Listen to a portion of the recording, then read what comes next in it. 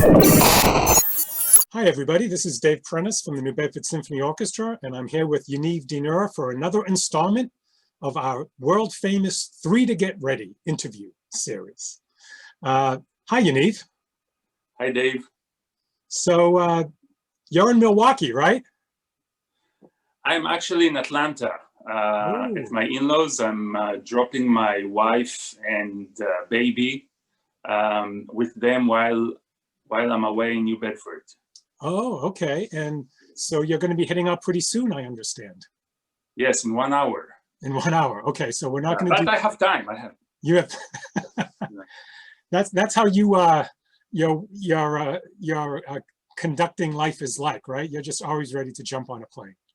That's how I roll, and I like the pressure, you know. Okay. So I function well under pressure, so it's bring it on. Good, because I have 3 very difficult questions to ask you, all right? And you better do a really good job at them, all right? Because we want you to feel this pressure. I know. All right. High expectations. All right, good. So we have a great concert coming up this Saturday night. It's going to be Shostakovich and Dvorak. And the Shostakovich is pretty interesting. It's a piano concerto, but it's for strings and 1 trumpet. So tell us a little bit about the piece. Why did you choose it? Why do you think Shostakovich chose this instrumentation? It really sounds pretty fascinating. Yeah, I chose the piece because, well, we are dictated, basically, the repertoire in general by what we are allowed to have in the Z. And we are allowed only 25 people max. So that's 22 musicians plus me, plus our soloist, plus a camera guy. So that's 25. So, and we want to keep it for now for only strings. But I was looking for a way to kind of break the sound of the strings a little bit. And of course, this piece comes to mind that has piano and trumpet, which is very unusual instrumentation.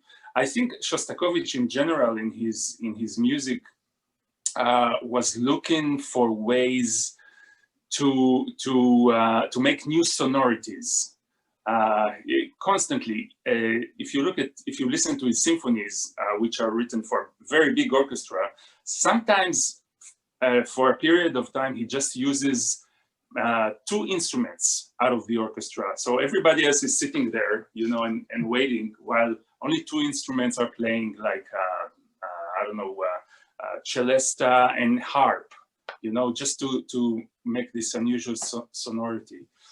So I think that's the case. That might be the case here too. I'd like to ask a quick follow-up on the Shostakovich. Some people find Shostakovich maybe a little bit intimidating. I mean, first of all, just to pronounce his name is something of an effort, at least for me. Dimitri. Dimitri, right? Just call him Dimitri. That keeps it easy. So what would you say to people who might say, oh, you know, Shostakovich isn't my cup of tea, or I don't really know anything about him, and so therefore I might not be interested in hearing something by him? This piece has a lot of quotations from many other classical pieces. Just the beginning of the piece, the main theme of the piece is a quotation from Beethoven's Appassionata. Later in the piece, you hear the trumpet playing Haydn Sonata, a quotation from Haydn Sonata for piano. And it's like a whirlwind where all the classical music and everything that Shostakovich knew and played on the piano, he was a great pianist. It's like going in his mind, and in general, it's actually a very amusing piece. It's a very funny piece. There's a lot of humor. It's very entertaining, but then you get the slow movement, which is so beautiful and heart-wrenching. And for me, that's Shostakovich telling you the truth, like what this piece is really about. It's about the pain, you know, that he experienced in his life, and all the tension. Yeah, but as with all great art, it can be something that for the artist was painful or sad, but they express it in such a way that it really just becomes beautiful, right? I mean, that second movement is just absolutely gorgeous. Just gorgeous. And so the question is, when the audience is listening to the piece, is it really funny and crazy as it is, or is it just ironic? There's always double meaning in Shostakovich's music, for me. But the bottom line is that it's just great music, and the string orchestra, the trumpet has a virtuoso part, and of course the piano too. It's just really an amazing piece. It's incredible. Yeah. All right, let's go to the second question. We're playing Dvorak's Serenade for Strings. And I'm a little bit torn about how I want to phrase this question, because on the one hand, I'd like you to talk a little bit about the piece, but I also just want to know what's your favorite thing about Dvorak? I mean, he's one of my favorite composers, and I'm just curious, like, what do you find in him that you just really, really like? I love everything about his music. You know, he uses a lot of folk music from his country, from Bohemian folk music, and very, very often he's a bit underrated, you know, because he's very often compared to Brahms, and they were friends actually. They knew each other, they communicated, and so Brahms is considered this genius and, you know, deep music, and of course it's true, but Dvorak is no less. And this Serenade for Strings is like a symphony for strings, really. That it's just gorgeous music from beginning to end. I don't know how else to describe this. What about you? Why is he your favorite? Well, yeah, I mean, obviously his melodies, I mean, his folk music is both Bohemian, but also from America too, right? African-American music and Native American music. He really immersed himself when he was here in the United States. So that's pretty fascinating too. That's right. That's right. He wrote the New World Symphony. Right. I also, speaking of the connection with Brahms, I don't know if it's true or not, but I certainly read it someplace that after Brahms heard Dvorak's cello concerto, he said something like, "Wow, if I knew that a cello concerto could sound like that, I would have written one myself." That's right. He has a concerto for violin and cello. That's double concerto. That's right. Not just cello. Yeah, and if I remember correctly, I mean, Brahms actually, didn't he help Dvorak in his career? I think because he recognized what a great composer he was, and so Brahms introduced him to some publishers when Dvorak was young and starting out. So I guess if Brahms is endorsing you, that's a pretty good thing to have. Yeah, we'll take his word for it. Right, and I will just plug, of course, Dvorak's New World Symphony is his most famous, and also number 8 is played a lot. But I have to admit, I think I've told you this, I've been listening to Symphony number 4 a lot lately, and it is just such a great symphony. It is so fun, and it's just everything that's great about Dvorak is in Symphony number 4. So I just want to send that out as an endorsement for anybody that wants to listen to a little Dvorak ahead of our concert. Check out Symphony number 4. Now, let's go to the third question. Our pianist, Alexander Kortsantia. You know him. You have a little history with him, which I think is kind of cool. So why don't you tell us a little bit about how you know Alexander? Yeah, Kortsantia won the 1995 Rubinstein piano competition, which is one of the leading piano competitions in the world. And I remember that very vividly because the competition takes place in Israel, in Tel Aviv, and I was a high school student back then.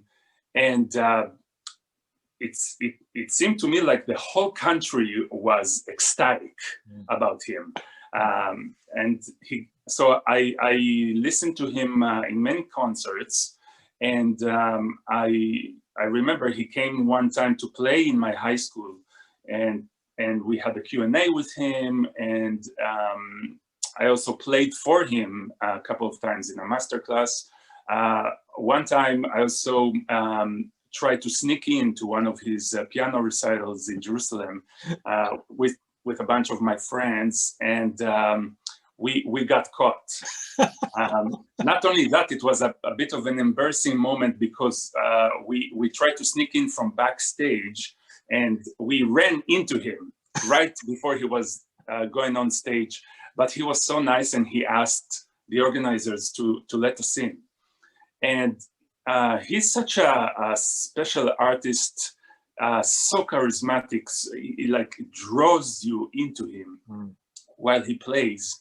It's like fascinating to watch him and to hear him play. And for me, it's kind of a dream come true to perform with him. That's great.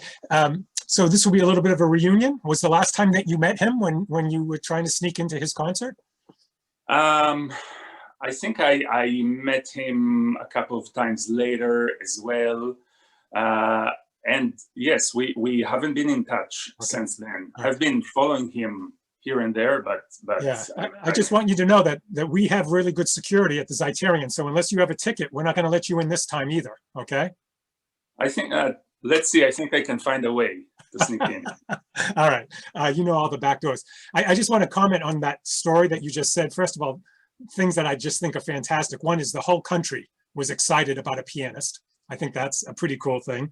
And you as a high school student wanting to sneak in to hear him play. So that's just, again, shows you what kind of force music can have in the life of a country, in the life of a teenager. So this is going to be really exciting for you to reunite with him as now a conductor and perform with him. So Saturday will be pretty special. Yes, very, very special week, very special moment, and especially during these times to make music is incredible.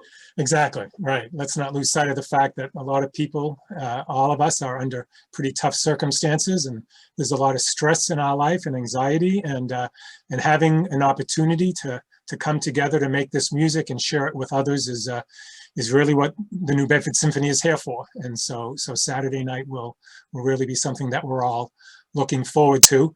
And of course, we can't end without saying, if you don't have your tickets yet, you can still get them, right?